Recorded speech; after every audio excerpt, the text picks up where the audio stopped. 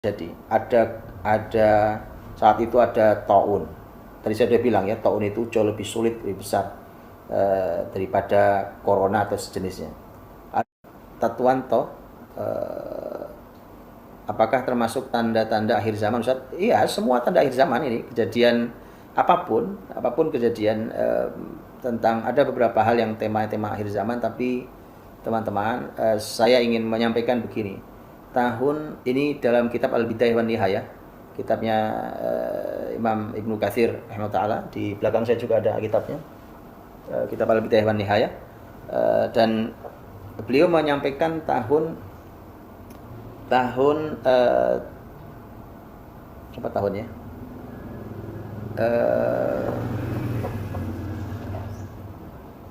Tahun 400, ingat saya tahun 478 kalau tidak salah ya. Ketika di masa Khalifah Bani Abbasiyah, namanya Khalifah Al-Muqtadi bi Amrillah. Khalifah Al-Muqtadi bi Amrillah itu terjadi, ya Allah, itu menakutkan sekali. Silakan dibaca, menakutkan. Maka saya bilang corona ini tidak ada apa-apanya dibandingkan dengan musibah yang pernah menimpa sejarah Islam itu. Lihat, saya tunjukkan apa yang terjadi. Ada saat itu ada taun. Tadi saya sudah bilang ya, taun itu jauh lebih sulit, lebih besar daripada corona atau sejenisnya. Ada taun. Kemudian ada saat itu bahkan kematian, wabah itu kematian bukan hanya menimpa manusia, tapi menimpa binatang ternak dan menimpa binatang-binatang binatang buas. Efeknya adalah sulit daging, sulit susu, jadi kelaparan. Kemudian terjadi petir itu sampai datang begitu bersambung menyambung, itu petir-petir itu datang. Kemudian yang terjadi adalah masyarakat menduga sudah kiamat.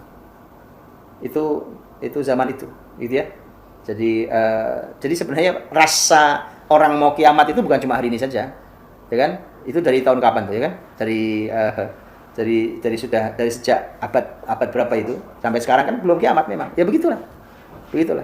Bahwa apakah itu bagian dari akhir zaman? Iya, sejak zaman Nabi itu ada banyak tanda yang sudah terjadi sejak zaman Nabi dan terus terjadi satu persatu. Gitu ya. Jadi perasaan bahwa ini kayak udah kiamat dekat, itu bukan cuma Anda. Sudah sekian ratus tahun lalu pun muslimin ada yang pernah merasakan ini tanda akhir zaman. Bahwa ini mau kiamat, gitu ya. Dan ternyata bukan.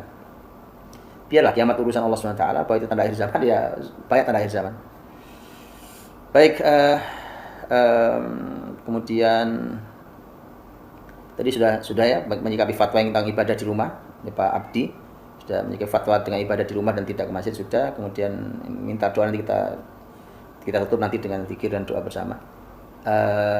Kemudian mohon disampaikan judul buku tadi, judulnya Badlul Ma'un fi Fadlit Ta'un. Itu bisa di-download di internet, ada insyaallah Ustaz Gilik. Ada Badlul Ma'un fi Fadlit Ta'un. Insyaallah nanti mudah-mudahan Ustaz Iwan bisa menyampaikan ringkasannya di sini. Kemudian tentang menanyakan perihal kewajiban sholat berjamaah di masjid juga sudah, gitu ya. Apakah bagaimana pendapat Ustadz mengenai tawakal yang tidak diiringi dengan menjaga diri wabah corona? Itu sudah salah, saya sampaikan sudah salah itu ya. Sudah harus tadi. Kemudian Pak Banat Wiraharja, terlihat dalam beberapa kesempatan bahwa pemimpin negeri juga gamang menentukan langkah dan kebijakan, bagaimana menyikapinya bukan urusan kita itu. Jangan mengurusnya, bukan urusan kita, kecuali kalau Anda menteri, Pak Wiraharja. Kalau Anda presiden atau Anda gubernur atau Anda bupati. Kalau saya bukan bidang saya. Bidang saya adalah apa yang saya lakukan hari ini. Saya sudah sampaikan tadi, hentikan harus di awal sudah saya sampaikan ya, bahwa hentikan melakukan broadcast apapun yang membuat tambah khawatir. Tadi saya sudah sampaikan, bahkan kalau medsos ini menakutkan, hentikan membaca medsos. Oke? Hentikan dari sekarang. Apalagi komentari pemimpin, komentari itu bukan wilayah kita sama sekali, tidak memberi solusi, malah menambah runyam suasana hati kita, dan itu bukan kebiasaan orang beriman. Tadi sudah saya sampaikan ayatnya di awal sekali surat An-Nisa. Ya, serahkan pada orang-orang yang ahli istinbat untuk menyimpulkan ini semua, dan kita ikut mendoakan semoga Allah berikan kekuatan, berikan ilmu, dan memberikan ketabahan kepada para pejuang itu. Kemudian himbauan untuk sholat jamaah sudah tadi di masjid atau tidak tadi. apakah membatasi anak kita berkegiatan atau bermain di luar rumah menjadi ikhtiar kita untuk mengurangi? Ya, itu kan itu anjurannya. Itu anjurannya. Jadi itu kesempatan Bapak Ibu, kita belajar menciptakan gimana ya rasanya rumah itu menjadi tempat yang nyaman, gitu ya, yang nyaman. Kenyamanan itu babnya bukan masalah rumahnya bagus, bukan cuma itu, tapi bagaimana suasana yang nyaman. Ya, dan nanti insya Allah kapan kita akan bahas ada hadis Nabi yang ternyata solusi betul itu. Karena Nabi mengatakan wal yasa'uka baituk, dan hendaknya rumahmu cukup lapang untuk menampung dirimu. Itu disuruh di rumah. Itu di rumah itu memang insya Allah ya. Disuruh di rumah yang nyaman. Begitu juga anak-anak kita, karena ini suasananya seperti ini. Nanti waktunya main, kita udah selesai corona kita main lagi insya Allah. Bagaimana untuk tetap dapat nikmati ibadah saat bersama di rumah, namun bagai berasa di rumah Allah SWT karena rindu beribadah? Pasti, orang beriman pasti rindu masjid, pasti rindu masjid, pasti rindu adzan, ya. Dan saya pernah nangis Pak, ketika di sebuah kota di Indonesia ini, karena kota itu kota yang bukan kota muslim, jadi kebanyakan non muslim. Sudah berhari-hari saya tidak dengar adzan, subhanallah. Ketika saya sampai di sebuah tempat itu, kemudian saya mendengar adzan di masjid, dari sebuah masjid itu, yang memang saya tuju masjidnya itu. Nangis saya, Pak. Karena memang ya orang beriman, Pak. Orang beriman itu rindu dengan masjid. Dan itu rajulun qalbuhu mu'allaqun bil masajid. Jadi orang-orang yang hatinya itu adanya di masjid. Hatinya itu digantung di masjid. Insyaallah. Tidak ada masalah, Pak. Tidak ada masalah. Ini Allah memberikan kesempatan kita untuk beribadah di rumah kita, untuk sholat di rumah kita. Bahkan memang juga sebenarnya Nabi mengajarkan mestinya ada sebagian sholat di rumah kita, walaupun itu sholat sunnah untuk laki-laki sebenarnya, tapi kali ini lengkap dengan sholat wajibnya. Silahkan lakukan itu, dinikmati. Bahwa bapaknya menjadi imam, masya Allah kesempatan jadi imam untuk mengimami istri anak-anaknya.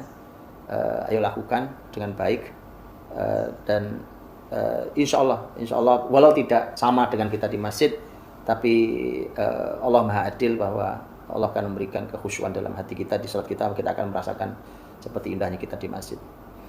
Assalamualaikum Ustaz. Waalaikumsalam dari Pak Fandi Yoga. Apakah ada hubungan kalimat idza'ah yang artinya siaran dengan kalimat idza'ah yang artinya gangguan? Oh, lain. Ini lain. Dua kalimat yang berbeda ya. Kalau itu adza, gangguan itu adza, atau idza ini lain. Idza itu dengan hamzah, ini idza'ah dengan ain. Adza'u bih dengan ain. Apakah ada lagi maksud al-fahisha selain tentang zina? Ada. Secara umum al-fahisha itu artinya semua perbuatan keji, tapi di dalam Al-Qur'an ternyata al-fahisha itu dipakai untuk beberapa ayatnya itu tentang yang hubungannya dengan seksual. Gitu ya, seksual. Umpamanya ayat yang mengatakan wala tankihu ma nakaha aba'ukum illa ma qad salaf innahu kana fahisha. Jangan kalian nikahi yang dinikahi bapak kalian, itu bukan hubungan seksual. Karena itu fahisha. Wala taqrabuz zina innahu kana fahisha. Jangan kau dekati zina karena itu juga fahisha, dan seterusnya. Baik Bapak Ibu, saya kira itu dulu ya. Insyaallah nanti kita jumpa di hari